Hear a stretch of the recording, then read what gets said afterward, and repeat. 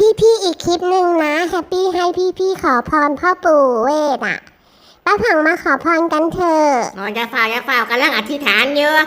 เฮ้ยขอให้รวยกันทุกคนนะพี่ขอให้ถูกรางวัลที่2ทุกคนนะรางวัลที่1เป็นของป้าผังกะไว้แล้วซื้อมันหวานให้ด้วยนะโอ้จะซื้อให้เป็นรถเลยแม่เขาไปตั้งเหรียญนะมันเป็นกิมมิคเล็กๆเอาเห็นยังตั้งเอาเหรียญไปตั้งเห็นเขาทำก็ทำกับเขามั่งนะไม่รู้เหมือนกันเอายังดูเองชัดมากเวอร์เหรอดูนังวันนี้ใครรวยใครเฮงเอามันหวานมาฝากแฮปปี้ด้วยพี่ดูเด้โหชัดมากฮะบอกไปเลยค่ะ